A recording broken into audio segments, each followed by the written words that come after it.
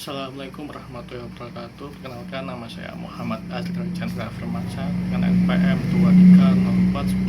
2304101024 dari kelas Hubungan Masyarakat kelas B. Assalamualaikum warahmatullahi wabarakatuh. Yang saya hormati Bapak, dosen dan rekan-rekan mahasiswa serta seluruh masyarakat yang hadir dan menyimak melalui platform ini. Puji dan syukur kita panjatkan kepada Allah Subhanahu wa Ta'ala, Tuhan yang Maha Esa, karena atas rahmat dan karunia-Nya kita masih diberi kesehatan, kesempatan serta kekuatan untuk berkumpul pada kesempatan yang berharga ini.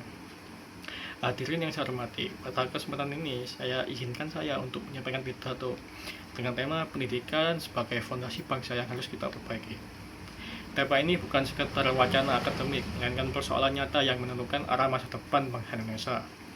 Pendidikan bukan hanya soal memperoleh ijazah atau gelar, tetapi merupakan proses membangun cara berpikir, karakter, daya saing generasi penerus bangsa. Melalui pendidikan yang berkualitas, kita dapat memutus rantai kemiskinan dan memperkecil kesenjangan sosial, serta mendorong inovasi dan pada akhirnya mewujudkan cita-cita besar Indonesia, yaitu Indonesia Emas 2045.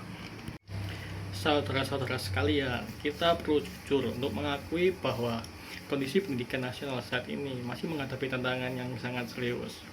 Berdasarkan hasil PISA pada tahun 2022, kemampuan literasi matematika dan sains pelajar Indonesia masih berada di peringkat 70 dari 81 negara.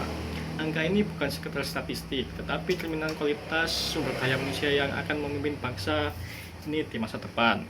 Selain itu, pemerataan akses pendidikan juga belum sepenuhnya tercapai. Di beberapa wilayah tertinggal seperti halnya di Papua dan daerah terpencil lainnya, angka putus sekolah masih tergolong sangat tinggi.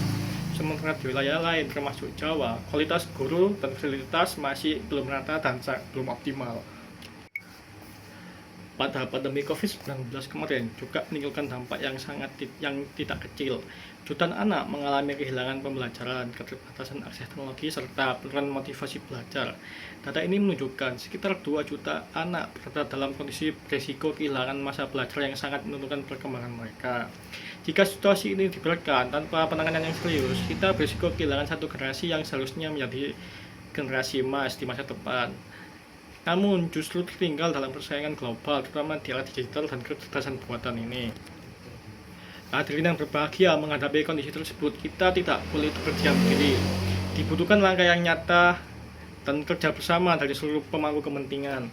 Yang pertama yaitu pemerintah memiliki peran sentral untuk memastikan anggaran pendidikan dialokasikan secara optimal dan tepat sasaran. Amanat konstitusi mengenai anggaran pendidikan 20% dari dana APBN harus benar-benar diwujudkan dalam bentuk peningkatan kualitas guru, pemerataan infrastruktur sekolah, serta pendidikan yang inklusif hingga daerah terpencil. Untuk yang kedua, peran orang tua dan masyarakat tidak kalah penting. Pendidikan tidak hanya berlangsung di sekolah, tetapi juga dimulai dari rumah dan lingkungan sekitar.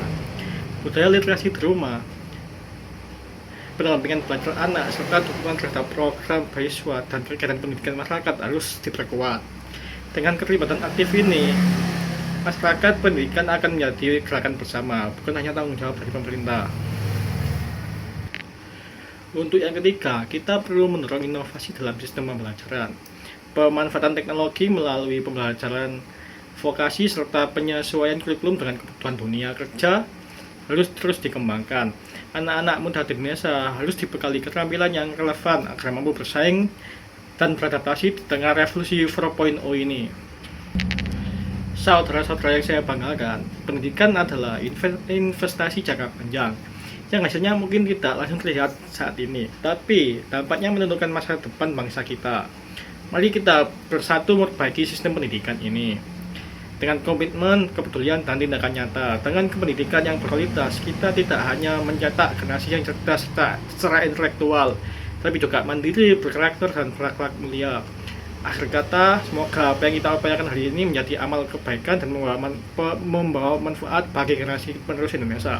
Wassalamualaikum warahmatullahi wabarakatuh.